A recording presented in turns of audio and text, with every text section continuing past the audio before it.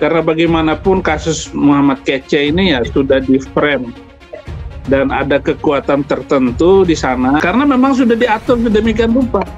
Dan Muhammad Kece ini ya sudah ditargetkan harus ditangkap. Dan bagaimana Gus Dur meminta agar undang-undang penistaan agama itu dicabut aja.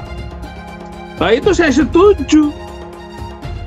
Saya sangat setuju karena undang-undang penistaan agama itu dipakai hanya untuk menjerat minoritas. Gus Dur itu menginginkan Majelis Ulama dibubarkan. MUI ini adalah sebuah lembaga negara yang menghambat kemajuan negara Indonesia di dalam pluralisme. Kitab suci Al-Quran boleh membunuh manusia lain karena beda agama. Ayatnya banyak sekali. Saya hafal ayat-ayatnya. Al-Baqarah ayat 191. Negara-negara yang mengedepankan agama sebagai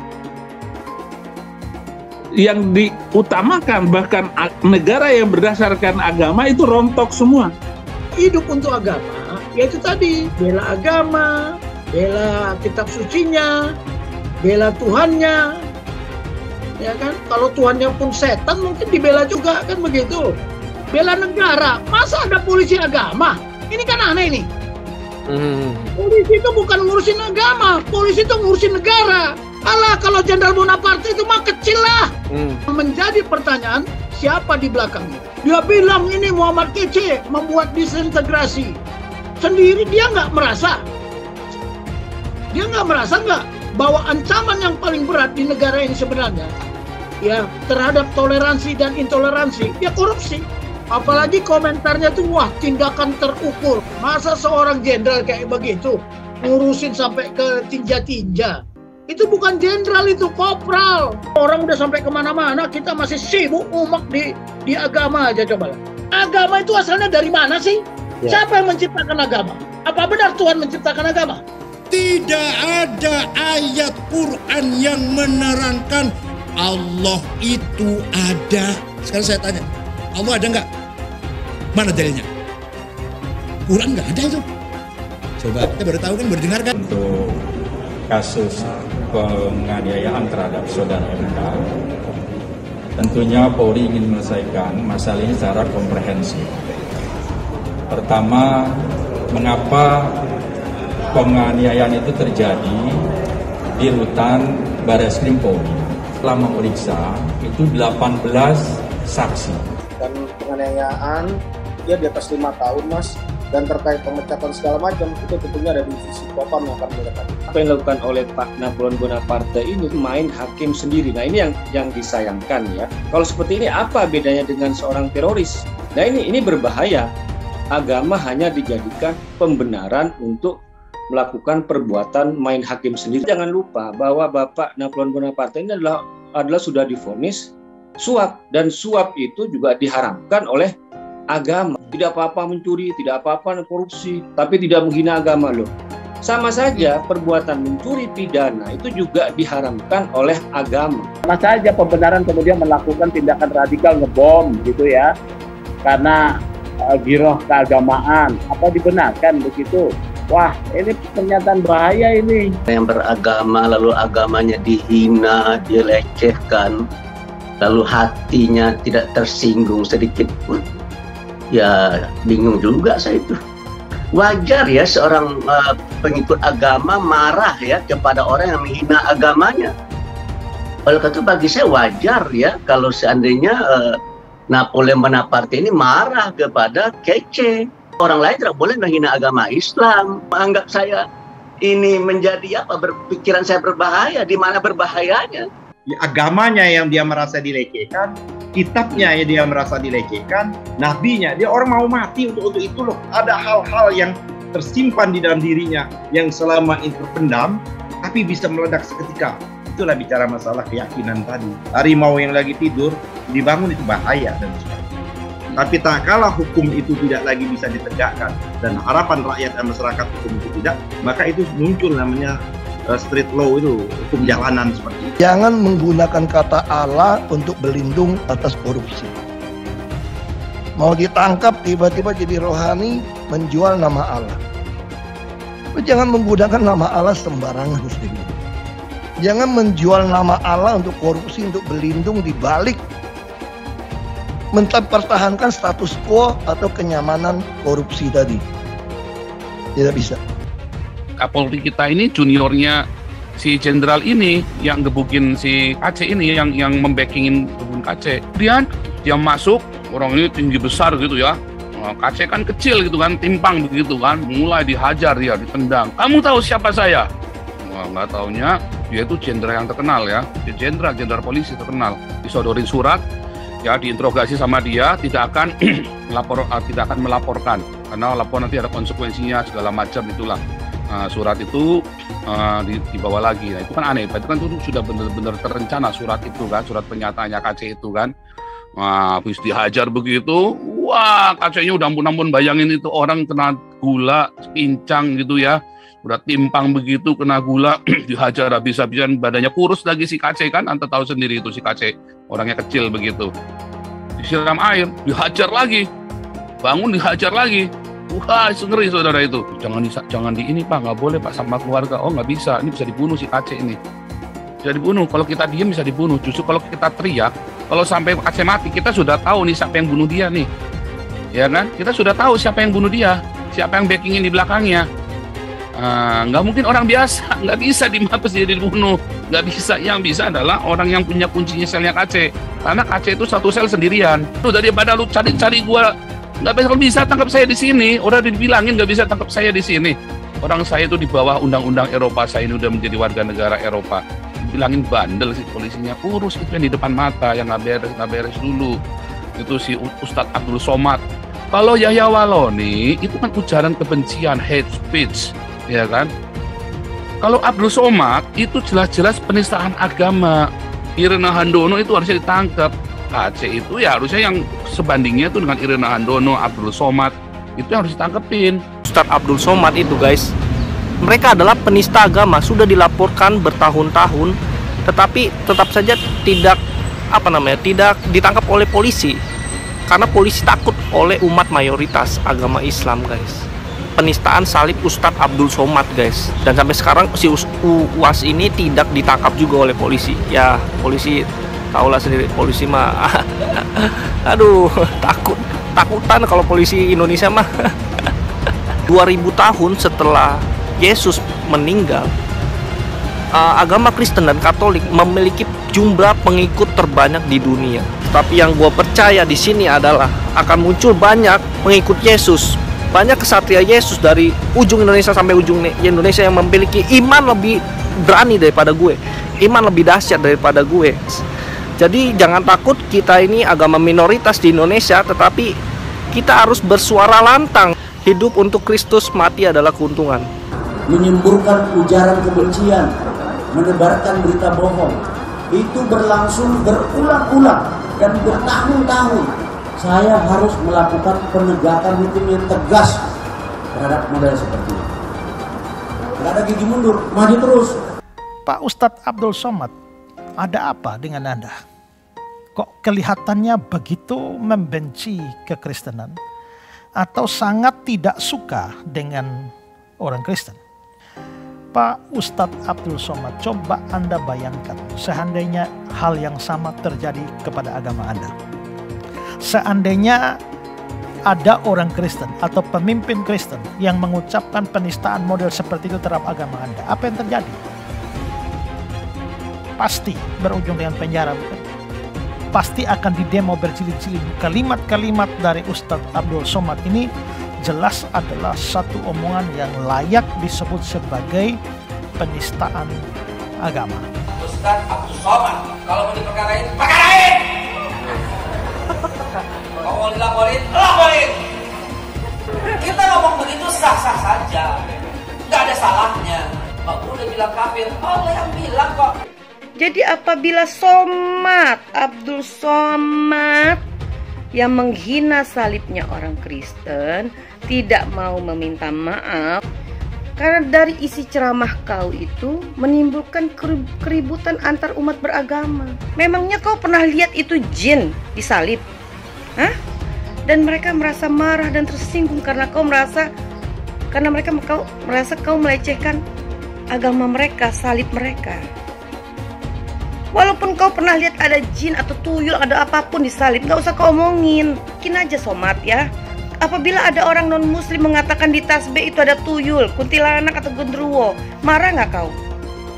Ingat loh, nanti di neraka itu justru banyak yang muslim yang masuk neraka. Agama musuh besar Pancasila. Indonesia itu harus memisahkan antara agama dan negara. Agama dan negara kalau dicampur aduk, maka dua-duanya akan mundur. Kalau negara ingin maju harus dipisahkan dari agama. Mana lebih bagus Pancasila sama Al-Quran? Gitu kan? Sekarang saya mau tanya nih semua. Yang berjuang di abad 20 itu Nabi yang mulia Muhammad apa Insinyur Soekarno untuk kemerdekaan? Saya minta jawaban. Di abad 20 yang berjuang untuk kemerdekaan itu Nabi yang mulia Muhammad atau Insinyur Soekarno? Ayo jawab, nggak ada yang berani. Harusnya orang Kristen tuntut secara hukum supaya kita debat di depan hakim, kan begitu? Tuh kalau melawan Kristen itu jangan pakai argumen jujur, jangan pakai referensi jujur. Saya tidak akan menyanggah pakai Al-Quran. Saya juga Islamkan orang nggak pernah pakai Al-Quran. Saya juga Islamkan orang nggak pernah pakai Al-Quran. Saya juga Islamkan orang nggak pernah pakai Al-Quran. Saya mematahkan argumen Anda, mengalahkan Anda dengan kitab Anda sendiri. Stop ini, stop. Ustadz Yahya Walone, maka dia lebih dulu masuk surga daripada Abdul Somad. Ustadz Yahya Walone itu bersih sebersih-bersihnya, diulang dari nol, tak ada dosanya sama sekali. Sedangkan Abdul Somad ini lapendos, lelaki penuh dosa. Ini negara ini bukan milik Jokowi dan Prabowo. Ya, 2024 milik Anies Baswedan. Wakilnya siapa? Ustadz Abdul Somad. Orang yang dipakai oleh Allah di zaman para nabi, model-modelnya seperti saya dan Ustadz Somad. Ini satu pasangan ideal, kakak beradik. Ganggu adik saya, pasti saya naik hitam itu, naik darah. Bersama ini saya ingin memberikan apresiasi sebesar-besarnya buat bapak-bapak aparat penegak hukum, buat bapak-bapak kepolisian yang telah berhasil menangkap Muhammad KC. Bravo kepolisian. Semoga berikutnya tidak hanya penista agama Islam saja yang diproses, tapi penista agama non-Islam juga bisa diproses sehingga bisa memberikan rasa keadilan bagi umat non-Islam. Bit, Ade, iki lagi rame iki, Bit. Apaan? Ada yang ngomong katanya di dalam salib itu ada jin kafir, Bit. Apa benar di Al-Quran ada seperti itu? Tidak ada. Terus dia ngolok-ngolok lagi simbol Tuhan agama lain sampai dibikin kepalanya ke kanan apa ke kiri. Apa boleh di Al-Quran seperti itu? Tidak boleh. Dia ngomong lagi, Bit, katanya jin kafir itu manggil lo, haleluya. Apa boleh di Al-Quran seperti itu, Bit? Tidak boleh, ya Allah, tidak boleh. Terus kenapa dia masih bikin kayak gitu, Bit? Saya bukan mengatakan Bible Kristen fiksi. Bible Kristen itu palsu. Dari Jenderal 100 bintang. Kalau kafir kau ke neraka. Tidak ada urusan. Kepenuhan Roh Kudus. Roh Kudus. Lapor lagi ke Roh Kudus. Lapor Yahya Waloni bilang Roh Kudus. Lapor. Dongeng tambah tahyul sama dengan omong kosong. Makanya di situ judulnya Matius, Markus, Lukas, Stefanus, Tetanus, Spiritus, Captikus. Pernah tak Ahok itu kerasukan setan? Tidak, setannya juga. Karena sesama setan tidak orang saling menggoda. Setan. Karena di salib itu ada jin kafir. Haleluya. Tetap percaya salib itu lambang mulia, bukan jin. Kok ketawa? Aku nggak nyindir siapa-siapa loh. Tidak benar. Saya ulangi, tidak benar bahwa Nabi Muhammad sudah dapat jaminan surga. Tidak ada ayatnya Muhammad masuk surga. Muhammad sendiri dikerumuni jin. Ada ayatnya Muhammad dikerumuni jin. Muhammad itu dekat dengan jin. Pokoknya saya bongkar budal badil. Kitab karangan manusia, kitab dongeng Arab kita bongkar. Ayo nyadar bangsa Indonesia. Nyadar ya, tidak ada apa-apanya Muhammad bin Abdullah itu. Katanya Muhammad itu utusan Allah. Tapi kenapa tidak satupun wahyu yang turun kepada Muhammad? Jelas ya ayatnya, Muhammad ini dekat dengan jin. Saya nggak pernah mundur untuk kebenaran, keadilan, kejujuran, dan peri kemanusiaan. Gue nggak pernah mundur. Dan gue nggak pernah takut juga sama lu. Siapapun yang rasis, gue akan hadapin. Gue bilang. Karena rasis itu tidak berperi kemanusiaan. Kalau saya ditanya dulu kan, kamu nyesel nggak statement kamu di Pulau Seribu sehingga masih masuk penjara? Tidak pernah nyesel. Karena saya mengatakan kebenaran. Hai teman-teman, saya mau memperlihatkan transaksi saya hari ini lakukan trading. Ini bukti transaksi saya untung $4.500 US, itu sekitar 68 juta rupiah. Semua keuntungan bisa saya dapatkan dengan fasilitas copy trading. Kalau saya bisa, kalian juga bisa guys. Oke, itu yang mau saya tunjukkan. Like video ini sekarang juga dan gunakan link di kolom deskripsi, maka kalian berhak dapat bonus kalian. Promo ini ada masa waktunya, jadi jangan ketinggalan. Bukan cuma itu saja, transaksi tidak dikenakan fee, baik itu investasi saham, trading forex, komoditas, bitcoin, dan lainnya. Kalian bisa melakukan transaksi berapa kali pun atau unlimited trading. Dan tidak ada fee sama sekali. Jika transaksi di tempat lain sudah berapa fee-nya. Setelah menonton video ini, ayo mendaftar sekuritas hari ini, gratis dan tidak ada minimal deposit. Pastikan kalian menggunakan link di kolom deskripsi untuk mendapatkan welcome bonus. Kalian bisa menggunakan bonus $10.000 di akun virtual untuk latihan. Bukan cuma itu, kalian akan dapat kelas trading online gratis senilai 3 juta rupiah atau $200 jika kalian deposit di bulan ini. Selamat menonton guys, enjoy! Hai semua, dengan saya Jonas Leong. Terima kasih banyak buat kalian, penonton setia yang selalu menonton di channel ini. Saya secara personal sangat menghargai waktu kalian. Dan saya sudah menganggap kalian sebagai family karena kalian selalu support di channel ini. Bagi kalian yang selalu menuliskan opini kalian di kolom komen, saya baca komen kalian satu persatu. Saya baca komen kalian untuk mengetahui opini kalian, tanggapan kalian, dan masukan kalian sangat berguna untuk video selanjutnya. Terima kasih banyak buat kalian yang selalu menekan tombol like di awal video. Video seperti ini membutuhkan waktu dan juga research. Dan ini semua gratis untuk kalian. Jadi pastikan kalian menekan tombol like-nya, supaya saya mengetahui kalian menyukai konten yang saya bagikan. Karena bagaimanapun kasus Muhammad Kece ini ya sudah di frame. Dan ada kekuatan tertentu di sana untuk menguasai dan mengatur sedemikian rupa sehingga ya bagaimanapun pengacara berjuang tetap aja ada sebuah kekuatan yang menitipkan sesuatu tadi karena memang sudah diatur sedemikian rupa dan Muhammad Kece ini ya sudah ditargetkan harus ditangkap dan bagaimana. Nah, imbangannya ya ditangkap Yahya Waloni. Jadi ketika Muhammad Kece ditangkap, Yahya Waloni juga ditangkap, gitu.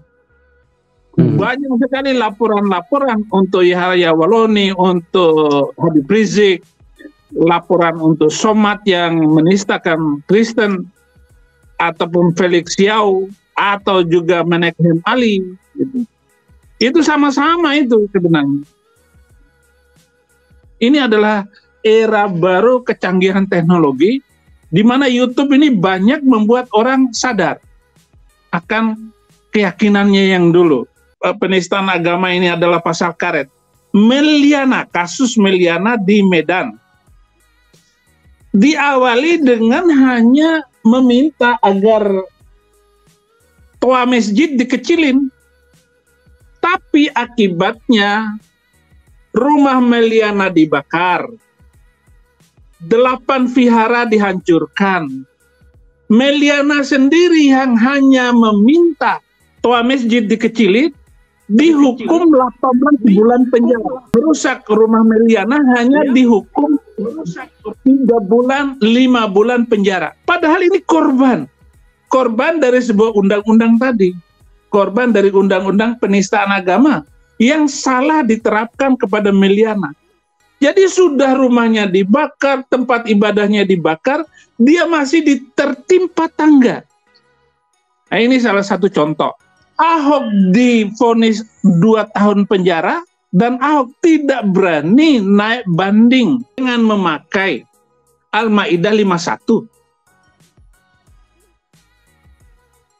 Lalu mereka meminta agar Ahok tidak pakai, tidak boleh mencalonkan diri jadi gubernur. Atau tidak boleh menjadi gubernur di tengah orang Islam. Dengan menggunakan kata-kata itu, dan itu adalah kesempatan, momen, oh dia menistakan agama. Padahal tidak ada unsur penistaan agama di dalam ucapan Ahok. Dan nggak mungkin Ahok menistakan agama. Karena dia membuat robot masjid itu pergi umroh, naik haji, yang nggak mungkin akan dialami oleh gubernur muslim manapun selama menjadi gubernur DKI. Artinya Ahok dari melihat niat Ahok, apakah benar dia itu menistakan agama dan sebagainya. Tetapi inilah pasal karet yang dipakai oleh alat hukum, penegak hukum di Indonesia ini. Gus Dur meminta agar undang-undang penistaan agama itu dicabut aja. Nah, itu saya setuju. Saya sangat setuju karena undang-undang penistaan agama itu dipakai hanya untuk menjerat minoritas. Kalau Gus Dur sudah meminta undang-undang penistaan agama ini dihapus, ya memang itu, Pak. Itu yang bagus. Dan Muslim NU adalah Muslim yang luar biasa di dalam hal toleransi dan damai, kebinekaan, NKRI, dan orang-orang NU itu tidak pernah diragukan di dalam mencintai Indonesia. Selain itu saya ragu, saya meragukan mereka. Bahkan mereka, kelompok-kelompok Islam yang lain, mau menghancurkan dasar negara Pancasila dan diganti dengan khilafah. Apa yang dilakukan oleh Muhammad Kacé, dan bukan Muhammad Kacé saja, ya semua orang Kristen selama ini di dalam menyinggung Islam, itu sebenarnya itu hanya ungkapan rasa karena tidak mampu melawan mayoritas. Sikap yang dilakukan oleh Muhammad Kacé hanya respon. Atau boleh dikata bahwa resistensi yang dilakukan oleh kaum Kristiani adalah ingin menjawab sedikit apa yang dituduhkan oleh Al-Quran, bahwa Al-Quran mengatakan bahwa Alkitab itu sudah dipalsukan. Jadi menurut At-Taubah ayat 29, orang Kristen boleh diperangi. Artinya apa yang dilakukan oleh Muhammad Kacé, apa yang dilakukan oleh apologet Kristen di dalam membicarakan Islam, itu adalah reaksi terhadap apa yang ditulis di dalam Al-Quran maupun di dalam hadis. Atau surat Bayyinah ayat 6, innalladzina kafaru min ahlil kitabi wal musyrikina fi nari jahannam khalidina fiha ulaika hum syarrul bariyah. Sesungguhnya orang-orang kafir, yaitu ahli kitab, Yahudi dan Kristen dan musyrikin, di neraka jahanam selama-lamanya. Itu kata Quran. Al-Qurannya ngomong kok. Quran mendefinisikan seperti itu. Jadi orang kafir, orang Kristen, orang Yahudi, neraka jahanam selama-lamanya dan seburuk-buruknya makhluk. Saya juga dulu ustadz, sekarang jadi pendeta, dan ada beberapa turunan Nabi masuk Kristen sekarang karena saya pengaruhi. Saya berbicara. Tapi intinya sebenarnya saya masuk Kristen itu, ustadz, itu sebenarnya kasihan sama orang Kristen yang ditindas. Gerejanya nggak boleh dibangun, syaratnya berat, harus ada IMB, izin tetangga harus sekian orang, 40 kiri, 40 kanan. Nggak mungkin dipenuhi oleh orang Kristen untuk membangun. Makanya gereja-gereja orang Kristen ini ya adanya di mall, adanya di ruko. Tapi inilah reaksi fakta bangsa kita hari ini. 76 tahun Indonesia merdeka. Tetapi saya katakan bahwa negara-negara yang mengedepankan agama sebagai yang diutamakan, bahkan negara yang berdasarkan agama itu rontok semua. Nah, saya percaya bahwa dengan NKRI yang didukung oleh polisi dan tentara ini harus kita dukung. Dan pada zaman Gus Dur, budaya-budaya Cina, barongsai itu boleh ditarikan lagi. Waktu zaman Soeharto 32 tahun itu, budaya-budaya Cina itu tidak boleh diizinkan. Bahkan nama-nama Cina itu nggak boleh dipakai. Maka banyak sekali orang Cina berubah nama. Gus Dur itu menginginkan Majelis Ulama dibubarkan. Itu Gus Dur. Agar MUI ini adalah sebuah lembaga negara yang menghambat kemajuan negara Indonesia di dalam pluralisme. Dan Majelis Ulama itu adalah bukan lembaga negara. Tetapi Majelis Ulama sebagai non-lembaga negara, yaitu lembaga agama, mengeluarkan fatwa-fatwa yang rancu. Goyang Imnul saja, Majelis Ulama membuat fatwa haram goyang Imnul. Lah apa kaitannya dengan seni goyang Imnul haram?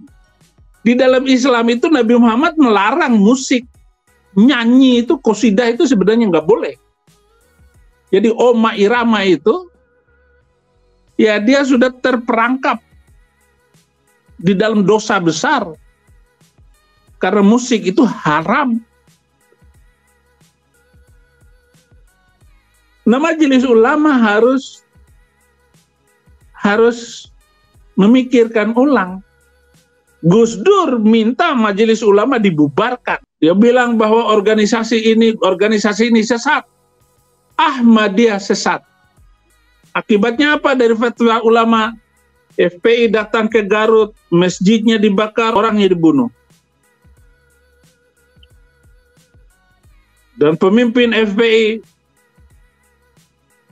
berorasi, semua orang Ahmadiyah harus dibunuh. Padahal sesama Islam. Apalagi orang Kristen. Gereja dibakar dan sebagainya. Dan untungnya Indonesia bukan negara agama. Kalau Indonesia negara agama, ataupun yang diciptakan oleh Felix Xiao sebagai negara khilafah, habis. Gereja ditutup. Nanti semua orang Kristen pakai jilbab. Karena menampilkan aurat. Rambut itu aurat loh. Maka harus ditutup. Ya, saya berharap bahwa undang-undang penistaan agama ini dicabut. Karena undang-undang penistaan agama ini adalah undang-undang yang diberlakukan di tengah mayoritas orang-orang di mana kitab suci Al-Quran boleh membunuh manusia lain karena beda agama, dan boleh membunuh orang Yahudi dan orang Kristen. Ayatnya banyak sekali. Saya hafal ayat-ayatnya. Waqtuluhum haitsu taqiftumuhum wa khrujuhum min haitsu akhrajakum wal fitnatu asyaddu minal qatl. Bunuhlah mereka di mana saja kamu jumpai mereka. Al-Baqarah ayat 191.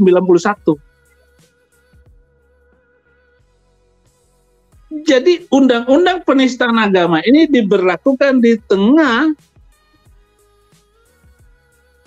sebuah kitab suci yang boleh membunuh manusia lain karena beda agama. Artinya non-muslim menurut Al-Quran boleh dibunuh. Walaupun ada ayat Al-Quran boleh membunuh manusia lain karena beda agama, orang NU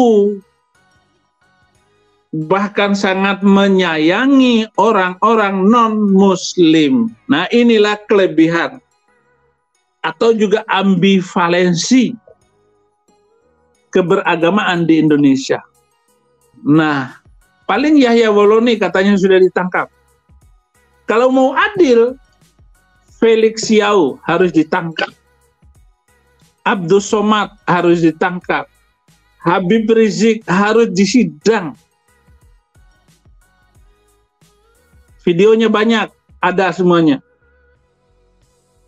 Lengkap, jejak elektronik itu ada semua, bisa dibaca, bisa dilihat.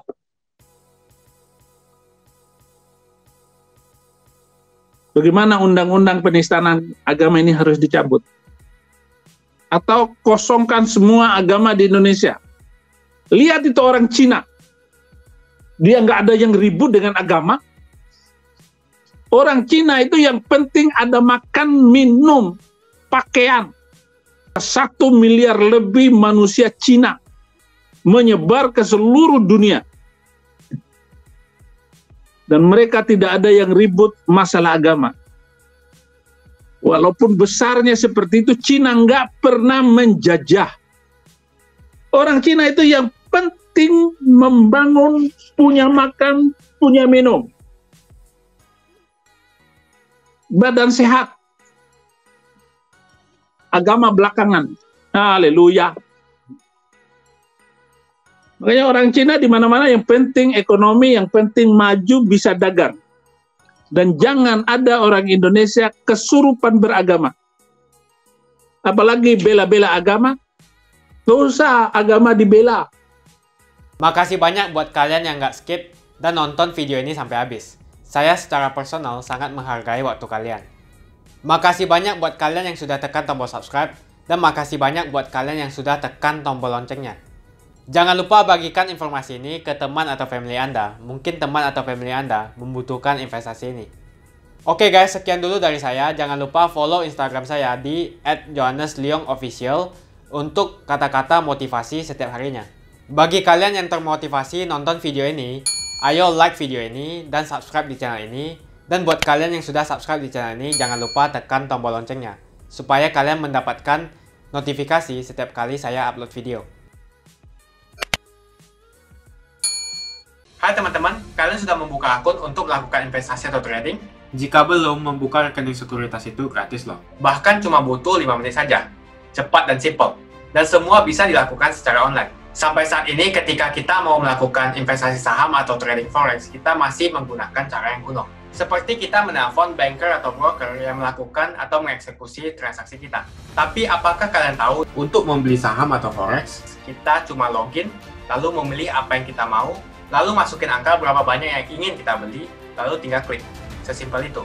Sampai saat ini kita bingung mau investasi saham luar negeri, trading forex, komoditas, dan cryptocurrency di mana tempatnya. Kita bisa lakukan semua trading di sini. Karena sekuritas ini merupakan one-stop shopping. Sampai saat ini kita membayar fee di setiap transaksi kepada banker atau broker. Setiap kita melakukan transaksi jual beli, biasanya kita dipotong fee oleh platform kita. Kalau dalam 1 bulan kalian melakukan transaksi 1 kali, mungkin tidak terasa. Coba kalian melakukan trading sebanyak 100 kali. Sudah berapa fee-nya? Misalnya kalian membeli saham Google dengan fee per transaksi $10. Jika kalian membeli saham Google 10 kali, maka fee transaksi sudah $100. Belum lagi kita akan dikenakan fee ketika kita menjual saham itu. Itulah sebabnya kenapa saya memilih sekuritas ini, karena tidak ada fee sama sekali. Saya ulangi, tidak ada fee sama sekali ketika kalian melakukan transaksi. Dan yang kedua, kalian bisa melakukan unlimited trading atau trading sebanyak apapun. Ya, kalian bisa melakukan trading 10 kali, 100 kali, 1000 kali dalam sehari tanpa dikenakan fee. Jadi berapa banyak uang yang kita hemat dari fee saja. Mau beli saham Apple, harga 1 unitnya $134. Kita bisa membeli dengan hitungan lot. Contohnya kita membeli saham Apple dengan hanya $13 saja. Di platform lain wajib membeli minimal dengan harga $134. Dengan $13 atau Rp180.000 saja, kita sudah bisa membeli saham Apple. Menarik bukan? Jadi apa yang kalian tunggu, mendingan kalian cobain sendiri aja deh. Tutorial bisa kalian cek di kolom deskripsi dan kalian harus menggunakan link di kolom deskripsi untuk mendapatkan welcome bonus. Jika tidak, maka tidak akan mendapatkan bonus. Gunakan bonus $10.000 di akun virtual untuk mencoba sekuritas ini atau bisa kalian gunakan untuk latihan trading. Bukan cuma itu, kalian akan dapatkan kelas trading gratis yang nilainya 3 juta rupiah jika kalian deposit di bulan ini.